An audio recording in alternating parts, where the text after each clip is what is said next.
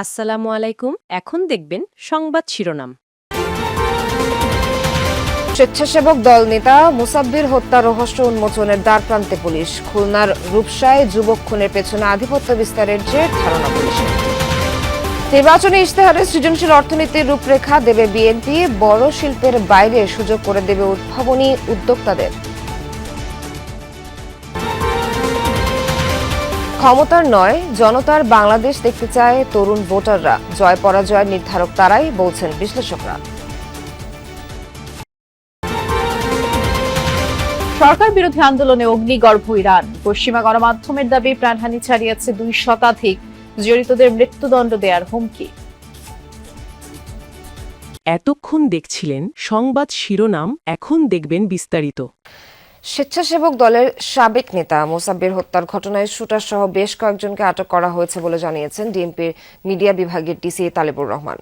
সকালে সাংবাদিকদের এই কথা বলেন তিনি। বলেন, আটক কয়েকজনকে জিজ্ঞাসাবাদ চলছে। এই মামলার উল্লেখযোগ্য অগ্রগতি আছে জানিয়ে ডিসি মিডিয়া বলেন, হত্যার সাথে জড়িতদের গ্রেফতারে অভিযান চলছে।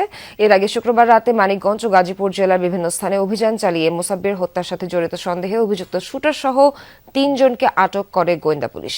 আটক দুজনের নাম জিন্নাত ও বিল্লাল। গত বুধবার রাতে রাজধানীর তেজগাঁও থানার পশ্চিম তেজতরী বাজার এলাকায় দুর্বৃত্তদের গুলিতে নিহত হন স্বেচ্ছাসেবক দলের সাবেক নেতা মোসাব্বির। মোসাব্বির নামক যে ব্যক্তি কদিন আগে গুলিবিদ্ধ হয়ে মারা গেছেন, সেই ঘটনার প্রেক্ষিতে তেজগাঁও থানায় একটা মামলা দায়ের করা হয়েছে, ইতিমধ্যে আপনারা জানেন। এই ঘটনাটা আমরা অত্যন্ত গুরুত্ব দিয়ে তদন্ত করছি এবং আমরা অপরাধীদেরকে শনাক্ত করে আইনের আওতায় নিয়ে আসার জন্য কাজ করছি। আশা করি যে ঘটনায় কোনো অগ্রগতি হয়ে থাকলে সেটা আমরা যথাসময়ে আপনাদেরকে অবহিত করতে সক্ষম হব। খুলনার রূপসায় এক যুবককে গুলি করে হত্যা করেছে দুর্বৃত্তরা। গতরাত 1টার দিকে কদমতলা বালুর মাঠ এলাকায় ঘটনা ঘটে। নিহত বিকুলের বাড়ি দৌলতপুর থানার মহেশ্বর পাশা পশ্চিম পাড়া এলাকায়। পুলিশের দাবি, বিকুল একটি সন্ত্রাসী গ্রুপের সদস্য। তার বিরুদ্ধে একাধিক মামলা রয়েছে। প্রাথমিকভাবে তারা জানতে পেরেছেন, নৈহাটি ইউনিয়নের বাগমারা এলাকায় বিকুল ও তার বন্ধুরা পিকনিক করার জন্য গিয়েছিল। রাত 1টার দিকে কয়েকজন দুর্বৃত্ত বিকুলকে লক্ষ্য করে কয়েক রাউন্ড গুলি ছোড়ে। গুলির শব্দে স্থানীয়রা এগিয়ে এলে দুর্বৃত্তরা পালিয়ে যায়। পরে তাকে উদ্ধার করে হাসপাতালে নিলে চিকিৎসকরা বিকুলকে মৃত ঘোষণা করেন। জড়িতদের গ্রেফতারে কাজ করছে পুলিশ। ধারণা, আধিপত্য বিস্তারকে কেন্দ্র করে এই হত্যাকাণ্ড। মানে মারার সাথে সাথে ফেসবুকে দিয়ে দিছে, সাথে সাথে লোকজন দেখতেছে আমি কাজ করতেছি, সেই আমার স্যার অফিসার ডাইকে এনে বলছে কি তুমি চলে যাও। এর মধ্যে মেয়েটা ফোন দিছে, আম্মু আর সে বেডে আসো। এই আগের মঙ্গলবার দেখা হয়েছিল, কথা নির্বাচনী ইশতেহারে ক্রিয়েটিভ ইকোনমি এই নতুন শব্দবন্ধ সামনে আনতে চায় বিএনপি। সোজা করে বললে, চেনা বড় শিল্পের বাইরেও নতুন ধাঁচের কাজ আর উদ্যোক্তাদের জায়গা দিতে চায় দলটি। প্রযুক্তি নির্ভর কাজ, স্টার্টআপ, ফ্রিল্যান্সিং সবই থাকবে তালিকায়। পাশাপাশি সরকারের আর্থিক প্রতিষ্ঠান বিভাগ তুলে দেওয়ার পক্ষে দলটি। দাবি, ব্যাংকের উপর এত চাপ দেওয়া যাবে না। বড় বড় প্রকল্পের টাকা আসবে পুঁজিবাজার থেকে। আর বাজারে নিত্যপণ্যের দামে লাগাম টানবে ডিজিটাল নজরদারি। 1991 সালে ক্ষমতায় এসে রাষ্ট্র নিয়ন্ত্রিত বাণিজ্যের ধারণা ভাঙে বিএনপি। বেসরকারি খাত খুলে দেয়া হয়, বিদেশি বিনিয়োগের সুযোগ বাড়ে, সহজ হয় আমদানি রপ্তানি নীতি। তখন থেকেই দেশের অর্থনীতি একটু করে গতি পায়। 4 থেকে 5% ঘরে ঘোরাফেরা শুরু করে জিডিপির প্রবৃদ্ধি। যদিও রাজনীতির টানাপোড়েনে সেই গতি বারবার ধাক্কা খেয়েছে। প্রায় 30 বছর পর আবারও জনগণের কাঠগড়ায় অর্থনীতি। অর্থ পাচার থামেনি, খেলাপি ঋণ বেড়েই চলেছে, বাজারে সিন্ডিকেটের জোরালো দাপট। আগের সরকার এসব সামলাতে পারেনি, এই অভিযোগ দীর্ঘদিনের। বর্তমান প্রশাসন সংস্কারের কথা বললেও সেই কাঙ্ক্ষিত গতি নেই। এমন বাস্তবতায় বিএনপি বলছে, আবার বাজারমুখী পথে ফিরতে হবে। তবে এবার শুধু বড় শিল্প নয়, ক্ষমতায় গেলে নজর থাকবে কর্মসংস্থানে। সামনে আসবে উদ্ভাবনী স্টার্টআপ, প্রযুক্তি নির্ভর পেশাদার আর ছোট উদ্যোক্তারা। পুঁজির যোগান বেশি পাবেন এসএমই উদ্যোক্তারা।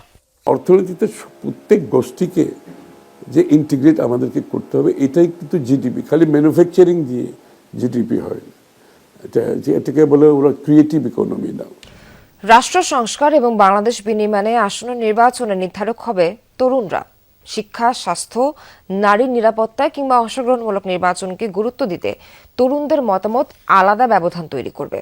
তরুণদের প্রত্যাশা, নির্বাচিত সরকার গড়বে ক্ষমতার নয়, জনতার বাংলাদেশ। 2024-এ দেশের ইতিহাসে অবিস্মরণীয় গণঅভ্যুত্থানে পতন হয় ফ্যাসিবাদী শাসন ব্যবস্থার। প্রবল পরাক্রমশালী শাসকের পতন হয় তরুণদের যুথবদ্ধ আন্দোলনে। এরপর থেকেই দেশের রাজনীতিতে আরও গুরুত্বপূর্ণ হয়ে ওঠে বাংলাদেশের তরুণরা। পরিবর্তিত পরিস্থিতিতে আসন্ন ত্রয়োদশ জাতীয় সংসদ নির্বাচনেও আলোচনার মূলে বিপুল সংখ্যক তরুণ ভোটার। প্রায় ১৩ কোটি মোট ভোটারের মধ্যে ৩০ থেকে ৩৫% তরুণ। ফলে মোট ভোটারের ১/৩ তরুণ ভোটারই হতে যাচ্ছেন চলমান রাজনীতি আর নির্বাচনের বড় প্রভাবক। নির্বাচনটা অনেক বেশি ট্রান্সপারেন্ট হবে আর রেজাল্টটা অনেক বেশি ফ্রুটফুল হবে, যেটার জন্য আমি এই নির্বাচনটা নিয়ে অনেক বেশি এক্সাইটেড। যারা মুক্তিযুদ্ধের চেতনা ধারণ করে এবং একই সাথে ২৪-এর যে চেতনা রয়েছে তাকে ধারণ করে বাংলাদেশকে বিনির্মাণ করবে। নারীদের জন্য একটা নিরাপদ বাংলাদেশের ইশতেহারগুলো যারা আমাদের কাছে ব্যক্ত করতে পেরেছে, আমরা মনে করি তরুণরা তাদেরকেই বেছে নেবে। নির্বাচনী যে একনায়কতন্ত্র, সেই একনায়কতন্ত্র যেন বাংলাদেশে আর কায়েম না হতে পারে। ভোটটা সাধারণত খুব আয়োজনের মধ্যে থাকলেও আমাদের কাছে খুব এক্সাইটমেন্টের একটা জিনিস। কমিশন ও সরকার বলছে আসন্ন নির্বাচন হবে প্রতিদ্বন্দ্বিতাপূর্ণ। দেশ জুড়ে ইন্টারনেট ব্ল্যাকআউট সত্ত্বেও বিক্ষোভ সহিংসতায় অগ্নিগর্ভ ইরান। শুক্রবার রাতভর গোটা দেশ উত্তাল ছিল সরকার বিরোধী স্লোগানে। আন্দোলনকারীদের মৃত্যুদণ্ড দেওয়ার হুঁশিয়ারি দিয়েছে সরকার। এদিকে ইরানে আবারও অভিযানের হুমকি দিয়েছেন মার্কিন প্রেসিডেন্ট ডোনাল্ড ট্রাম্প। ইন্টারনেট বন্ধের ঘটনায় নিন্দা জানিয়েছে জাতিসংঘ। এখন পর্যন্ত ৬৫ জনের প্রাণহানির খবর পাওয়া গেলেও পশ্চিমা বিভিন্ন গণমাধ্যমের দাবি এই সংখ্যা ২ শতাধিক। শুক্রবার রাত তেহরানের সড়কে সড়কে অবস্থান লাখো জনতার। সরকার বিরোধী স্লোগান উত্তাল রাজপথ। আয়াতুল্লাহ আলী খামেনিকে স্বৈরাচার আখ্যা দিয়ে কামনা করা হচ্ছে তার মৃত্যু, তোলা হচ্ছে রাজতন্ত্র পুনঃপ্রতিষ্ঠার দাবি। দেশজুড়ে ইন্টারনেট ব্ল্যাকআউট সত্ত্বেও আন্দোলন যেন আরও তীব্র হয়ে উঠছে। এর মধ্যে যা ছড়িয়ে পড়েছে ৩১ প্রদেশের সবকটিতেই। বিক্ষোভ সহিংসতায় রীতিমতো রণক্ষেত্র ইরান। বৃহস্পতিবার একদিনেই ৮ IRGC সদস্যের মৃত্যুর তথ্য দিয়েছে সরকার। হাসপাতাল সূত্রের বরাতে বিভিন্ন পশ্চিমা গণমাধ্যমের দাবি, নিরাপত্তা বাহিনীর গুলিতে প্রাণ গেছে ২ শতাধিক আন্দোলনকারীর। গ্রেফতার করা হয়েছে প্রায় ২৫০০ মানুষকে। দাঙ্গায় জড়িতদের মৃত্যুদণ্ডের হুমকি দেয়া হয়েছে সরকারের তরফ থেকে। আবারও বিদেশি ইন্ধনের অভিযোগ তুলেছে ইরানি পররাষ্ট্রমন্ত্রী। সরকার সমস্যা সমাধানের জন্য বিভিন্ন শ্রেণীর মানুষের সাথে যোগাযোগের চেষ্টা করছে। যুক্তরাষ্ট্র ও ইসরায়েল উভয়ই আনুষ্ঠানিকভাবে জানিয়েছে যে এই দাঙ্গায় তাদের হস্তক্ষেপ ও ভূমিকা রয়েছে। তারা শান্তিপূর্ণ বিক্ষোভকে দাঙ্গায় পরিণত করেছে। প্রতিদিনই ইরানের অভ্যন্তরীণ অস্থিরতায় হস্তক্ষেপের হুঁশিয়ারি দিচ্ছেন মার্কিন প্রেসিডেন্ট ডোনাল্ড ট্রাম্প। শুক্রবারও ইরানে হামলার ইঙ্গিত দিয়েছেন তিনি। ইরান বিরাট সমস্যায় রয়েছে। আমার মনে হচ্ছে মানুষ এমন কিছু শহর দখল করেছে যা কয়েক সপ্তাহ আগেও কেউ ভাবেনি। আমরা পরিস্থিতি খুব সাবধানে পর্যবেক্ষণ করছি। যদি তারা অতীতের মতো মানুষ হত্যা শুরু করে তাহলে আমরা এর সাথে জড়াবো, তাদের শিক্ষা দেব। এদিকে সরকারের বিরুদ্ধে দমনপীড়ন চালানোর অভিযোগ তুলে নিন্দা জানিয়েছে জাতিসংঘ। Internet blackout